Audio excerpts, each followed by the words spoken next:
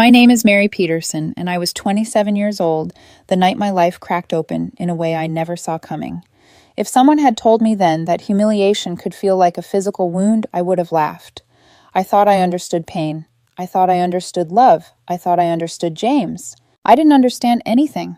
Before I take you into that restaurant, the soft hum of jazz, the velvet box burning a hole in my purse, the exact moment James looked at me like I was something stuck to his shoe. Let me explain how we got there. I worked as an operations manager for a mid-sized logistics firm. It wasn't glamorous. I didn't wear couture suits or attend rooftop launch parties. But I made six figures, owned my condo, and carried zero debt. My life was stable, predictable, respectable. In my world, that was success.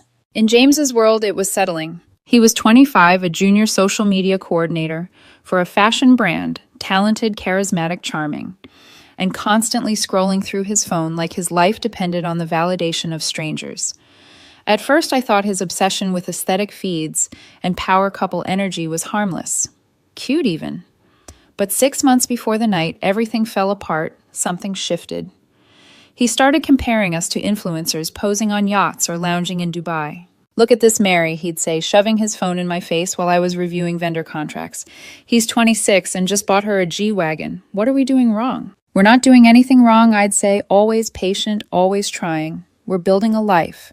Real success takes time." He would sigh dramatically, like my practicality was a burden he had to carry. "You're so safe, Mary. Comfortable. You play everything safe." Comfortable. He started saying the word like it was an insult. I tried to ignore it. I told myself he was insecure, that social media was getting to him, that he needed reassurance, and I loved him.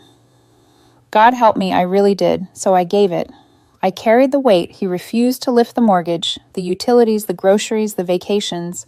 I paid because I believed in us. I thought he would catch up one day. One night after I fixed his car a radiator he couldn't afford to replace, he sat on the couch drinking wine I bought. Wearing clothes I paid for, scrolling through feeds of men who lived lives he felt entitled to. "Thanks for fixing it," he muttered without looking up. "Jessica's boyfriend just sold his startup for $4 million. They're moving to a penthouse downtown." "That's great for Jessica," I said, washing grease off my hands, trying to swallow the sting. "Is it?" he said sharply.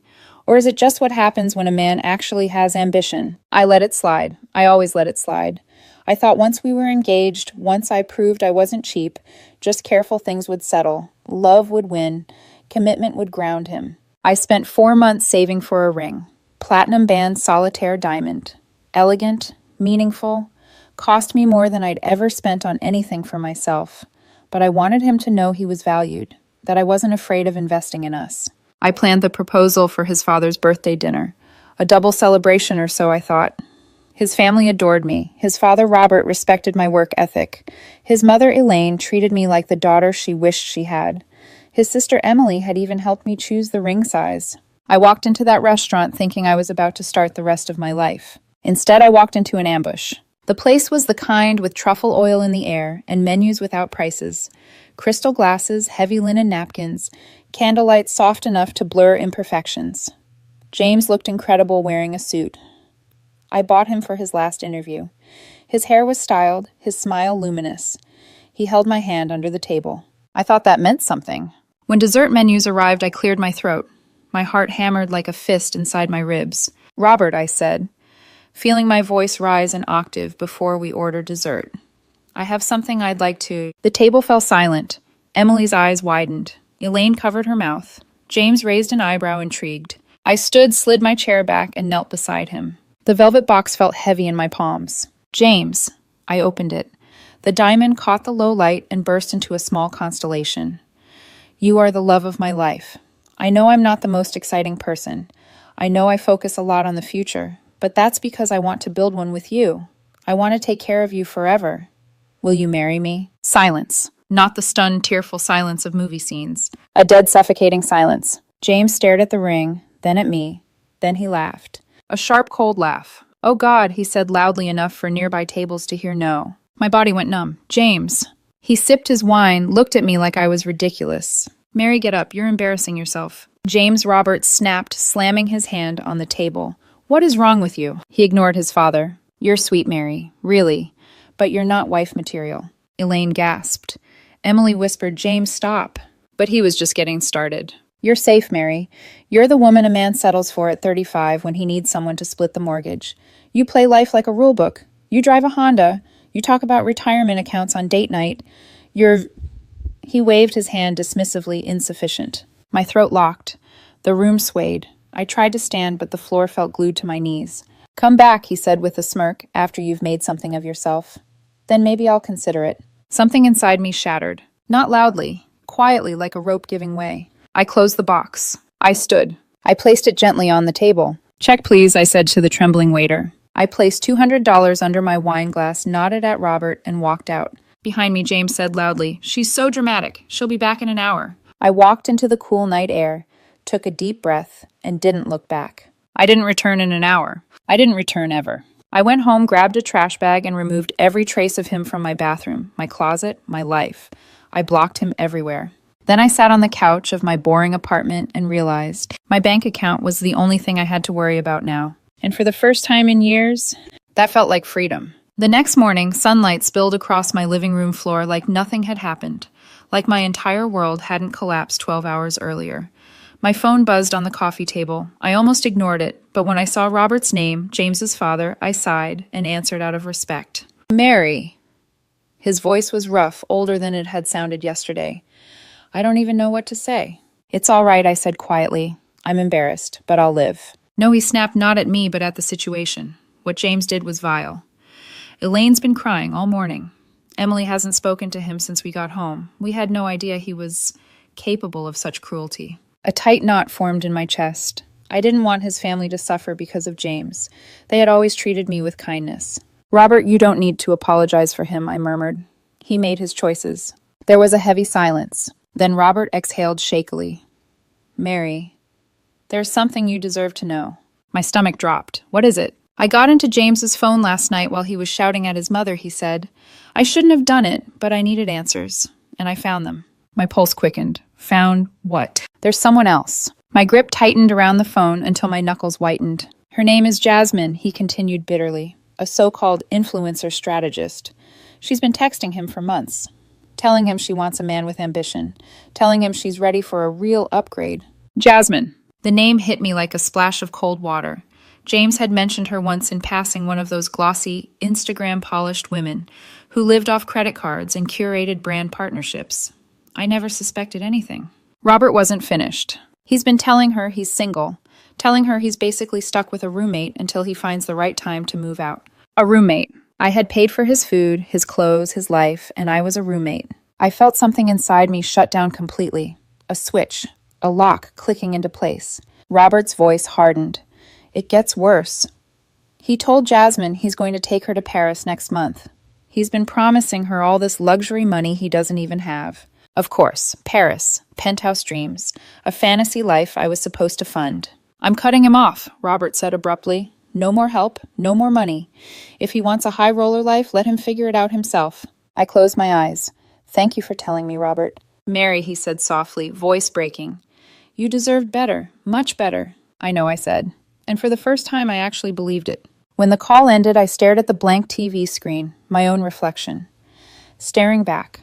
Puffy eyes, messy hair, exhaustion carved into every line of my face. But beneath all of that, a new expression. Something sharper. Something cold. Something determined. James had laughed at me, belittled me, humiliated me, and all the while he was lining himself up for a woman who wanted him only for the fantasy lifestyle he paraded online. I wasn't abandoned. I was replaced. But the strangest part, the heartbreak didn't consume me the way I expected. Finding out about Jasmine didn't drown me. It released me. All the sadness evaporated instantly, replaced by a still icy clarity. James wanted someone who had made something of herself. Well, he'd regret giving me that mission. I looked around my condo, the one I paid for with my own money, built with my own effort. The silence wasn't painful. It was peaceful, liberating. I got up, made coffee, and sat at my desk with a notebook open. I hadn't planned any of this, but the moment my pen touched paper, I knew exactly what I was going to do. If James thought he humiliated me into silence, he had no idea who he'd just freed. By Monday morning, the humiliation had calcified into resolve so fierce it startled even me. I walked into the office early, dressed in my sharpest blazer, hair tied back, face calm. My CEO's door was cracked open, light spilling onto the hallway carpet. He looked up when I knocked. "Mary, everything all right?" "I want the Director of International Logistics position," I said. No hesitation, no apology. "I'm ready." His eyebrows shot up.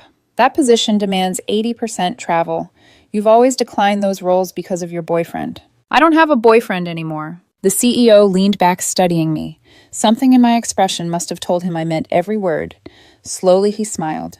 "You start Monday." I thanked him, walked out, and felt the first real breath of fresh air I'd inhaled in months. That afternoon, I packed my first suitcase. Asia would soon become my second home. Jet lag would replace heartbreak. Ambition would replace self-doubt. I was going to make something of myself. But not for James. For me. For the next 2 years, I stopped being a person and became something closer to a force of nature. Airports became my living rooms. Hotel rooms became my closets.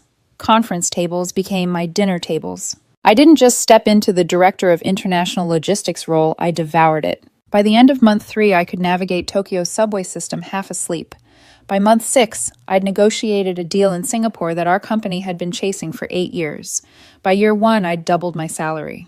And by year 2, I was sitting across from the CEO again, this time being offered the role of Vice President of Global Operations. I didn't cry. I didn't tremble. I simply nodded, shook his hand, and accepted. People asked what drove me. No one believed the real answer: a laugh in a dimly lit restaurant, a velvet ring box, the sound of my own humiliation hanging in the air. But James didn't define me. He just lit the match. My life became streamlined efficiency. I flew from Seoul to Hong Kong, from Hong Kong to Singapore, from Singapore, back home long enough to pay bills, change luggage, and sleep 6 hours before flying again. My passport thickened with stamps. My inbox filled with congratulatory messages. My name appeared on industry newsletters. Recruiters flooded my LinkedIn inbox. And in the quiet moments, hotel gyms, at midnight airport lounges, at sunrise, I remade myself. Not to be loved, not to be chosen, to be unstoppable. My body got stronger, my mind got sharper, my boundaries got higher. I no longer wanted a partner who needed carrying. I wanted a partner capable of standing next to me without shrinking.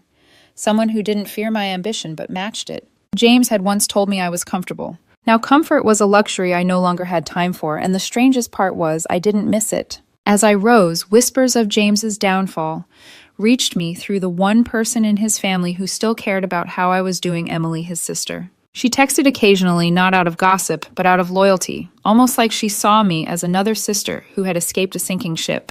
She didn't sugarcoat anything. It started small. He and Jasmine were seen fighting outside a club. He missed work twice this week. Then it got worse. Mary. Jasmine maxed out his credit cards. He moved into a studio with 2 men he barely knows. Mom says he hasn't spoken to Dad in months. And finally, Jasmine left him. For someone with more followers, I think. He got let go from the agency. They downsized, and he had no seniority. He asked me to ask you to unblock him. I didn't. Each message was a dim echo of the person I once loved, a person I used to defend, a person I once believed in. But I felt nothing, not vindication, not triumph, not even pity, just distance. Like his life was a movie I'd walked out of halfway through. It wasn't karma hitting him in a dramatic explosion. It was a slow drip of consequences, his own choices compounding, until the ground beneath him collapsed. Meanwhile, I bought a penthouse. Not because I needed it, but because I could. It overlooked the river. Floor-to-ceiling windows, hardwood floors, a kitchen with marble counters I rarely cooked on, a walk-in closet that held blazers instead of ball gowns. I filled it with silence, not loneliness. Silence I earned. Silence I loved. My assistant Claire once joked, "Mary, you're going to burn out." I smiled at her and said, "Not before I'm finished." Because I wasn't done. Not yet. James's last attempt to reach me came in the form of blocked call notifications. I saw them in my call log only because I occasionally checked to confirm nothing important was accidentally filtered. Blocked call, blocked call, blocked call. Then came the emails routed to the junk folder of my work account. Subject: heavy heart. Subject: can we talk? Subject: I realize what I lost. Subject: I'm begging you, please. I didn't click any of them. I didn't open the door to the past, not even a crack. He was a lesson, not a chapter, a reminder, not a memory, a turning point, not a home. So the messages stayed unread, gathering digital dust. I thought that was the end of it. 2 years clean, 2 years silent, 2 years rebuilt. But people like James don't fade. They don't move on. They don't accept that the world no longer revolves around them. They return. They always return. It was a gray Tuesday morning when my assistant's voice crackled over the intercom in my office. "Ms. Peterson, there's someone here to see you." I glanced at the clock. I had no appointments. "Who is it?" I asked. There was a long pause, long enough for my stomach to tighten. "He says his name is James," Claire whispered, "and he's refusing to leave the lobby." The world didn't spin. It didn't crumble. It simply paused like a breath held too long. James, after 2 years. I stared at the skyline through my glass walls, the city sprawling below me in orderly grids and sharp angles. A city that never would have been mine if I'd stayed with him. A life he had no part in building. "Ms. Peterson," Claire's voice quivered. What should I tell him? I stood slowly. "Tell him," I said, voice steady and cold, "I'll see him." Because I wasn't scared. Not anymore. And whatever he wanted, closure, forgiveness, a way back into my world, he was going to learn the truth. You don't get to destroy a woman and then show up years later expecting an audience. Claire's knock was timid, barely there. "Ms. Peterson, he's on his way up." I could hear the unspoken fear in her voice. Not for herself, for me. The version of me she knew now was composed, self-possessed, immovable. But she didn't know the history. She didn't know the girl I used to be. The girl who once knelt in a restaurant with a ring in her hand and humiliation burning her lungs. "Leave the door slightly open," I said calmly, "and stay at your desk." "Yes, Ms. Peterson." I stood behind my mahogany desk, my fortress hands resting lightly on the polished surface. My office overlooked the skyline floor-to-ceiling windows reflecting a woman James had never met. Not really. Not the woman I grew into after he lit the match. The elevator dinged. Footsteps. A hesitant shuffle. Then the door creaked open. "Mary," he said. His voice used to be confident, crisp, dripping with charm and curated charisma. Now it was small, thin, bruised at the edges. I turned. The man standing in my doorway barely resembled the one who had once rejected me under chandelier light. James looked tired. Not fashionably disheveled like the influencers he idolized, but genuinely worn down. His hair was unstyled, his clothes rumpled.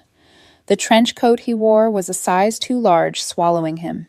His shoes' scuffed, mismatched laces spoke of rushed mornings and bills unpaid. But it was his face that stopped me. No arrogance, no smirk, no glow of superiority. Just hollow cheeks and eyes darting around the room, calculating the square footage, the quality of the leather chairs, the view. He wasn't here for me. He was here for the life I built. "Hello, James," I said. I didn't move to greet him, didn't offer a seat, didn't smile. He stepped forward, arms half lifted in anticipation of a hug, expecting a reunion, a warm collapse into his chest. I didn't move. His arms dropped. You look incredible," he whispered, eyes drinking in the expensive suit, the confidence in my posture, the VP title on the glass door. "I know," I replied. "What do you want?" The question hit him like a slap. I wanted to talk. It's been 2 years. Do you have any idea how hard it's been for me?" I raised an eyebrow. "Hard for you?" He swallowed, then rushed forward, words tumbling out. "Mary, I was young. I was stupid. I was listening to the wrong people. I didn't know what I had until I lost it. I was under so much pressure, my friend's social media Jasmine." Ah, there it was. He forced a trembling laugh.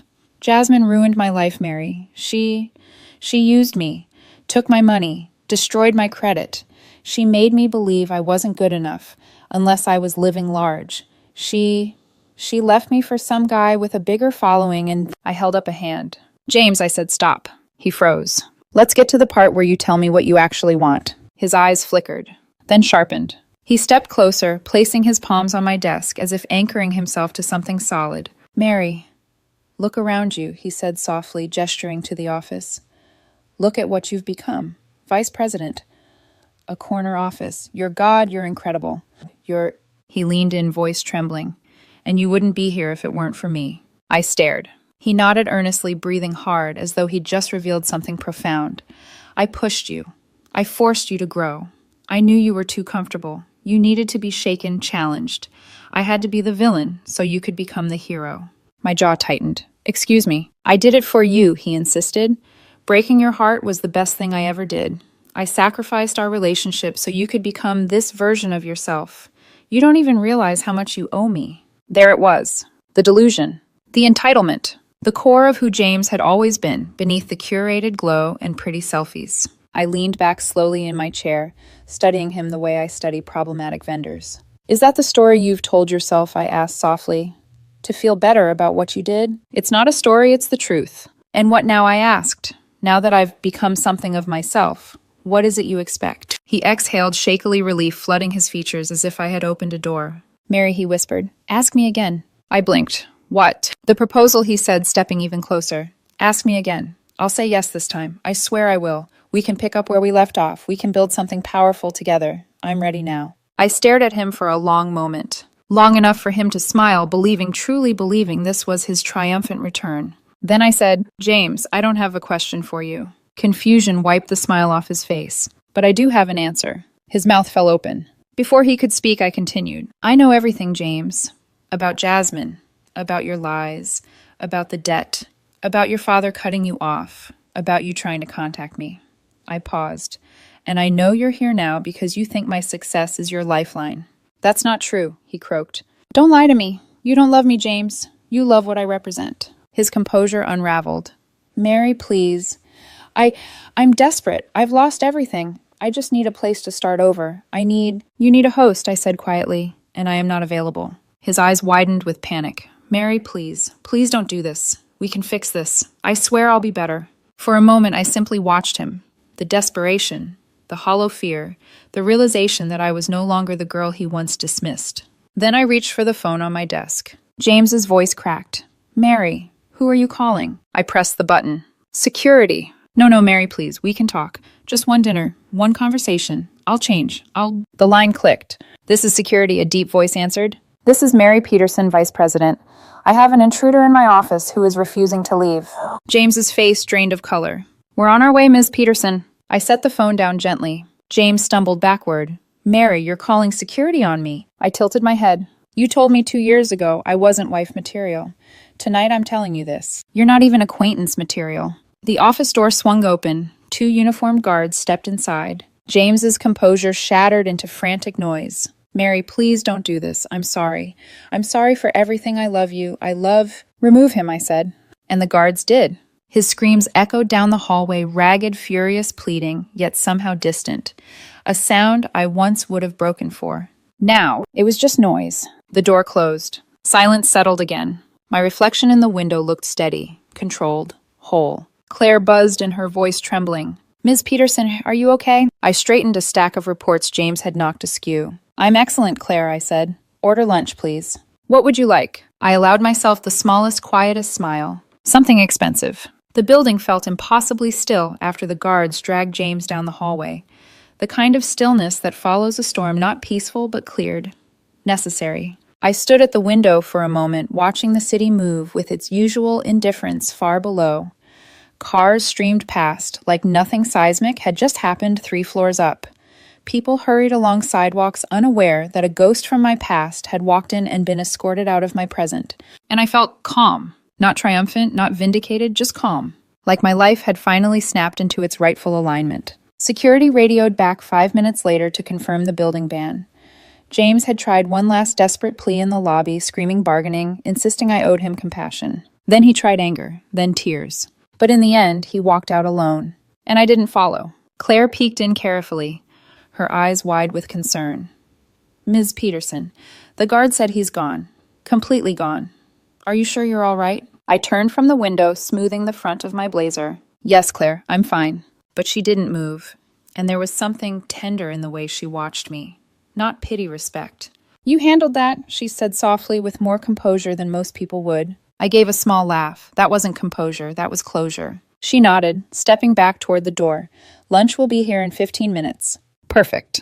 When she left, I allowed myself a rare moment to sit, really sit, in the leather chair that signified everything I had built, everything I had chosen, everything I had earned. And I thought about the woman I had been 2 years ago. The woman kneeling with a ring in her hand. The woman who believed love meant being patient with someone else's insecurity. The woman who thought stability was a flaw. She felt like a stranger now. A younger sister I had outgrown. Someone I forgave but could never return to being. I opened my laptop to resume reviewing quarterly figures, but a flicker of movement pulled my attention toward the door, Claire entering again, this time holding an envelope. This just arrived for you, she said. Messenger delivered it before security. escorted him. My body didn't tense. I didn't feel panic. Curiosity, maybe. A detached sort of curiosity. I took the envelope. Inside was a single sheet of stationery, cheap, wrinkled, torn at the edges, as if handled too many times. The handwriting was unmistakably James's. Mary, I don't know how it got this bad. I thought I had time. I thought you'd still be there. I don't have anyone left. Please don't hate me. There was no apology for the proposal night. No acknowledgement of the lies. No mention of Jasmine beyond implication. Just a plea. A plea for rescue. I folded the letter neatly and dropped it into the shred bin beside my desk. Not out of cruelty. Out of understanding. Because that letter wasn't for me. It was for the memory of the girl I used to be, the girl he expected to still exist somewhere waiting, forgiving, aching to be needed. She didn't live here anymore. When lunch arrived, I ate at my desk, scrolling through updated projections for our Singapore expansion. The numbers were solid, stronger than last quarter. My team was thriving. Our global presence was growing. Every piece of my life had been built intentionally, brick by brick, choice by choice, flight by flight. James had been a chapter, but not the lesson he thought he was. He didn't make me powerful. He didn't create this version of me. He just showed me who I could never again allow myself to be. That evening, as the sun perched low over the skyline, casting amber light across the river, I gathered my things to go home. My penthouse, the one I bought furnished and paid for myself, waited quietly. A sanctuary that existed because I chose myself over someone who never would have. In the elevator, Claire's voice echoed back to me from earlier. You handled that with more composure than most people would. Maybe I had. Or maybe I had simply reached the point where a man returning with his hands empty and his ego cracked open wasn't a crisis anymore. It was an interruption. An interruption I had handled. At the lobby, the doorman nodded. I stepped out into the cool evening air and inhaled deeply. The city lights flickered awake. I walked toward my car, sleek, polished, fully paid for, and unlocked it with a soft beep. The night felt full of possibility again. Unburdened. My story didn't end in a restaurant on my knees. It didn't end with a ring abandoned on a linen tablecloth. It didn't end with betrayal, or heartbreak, or humiliation. It ended here, in the life I built on the other side of all that wreckage.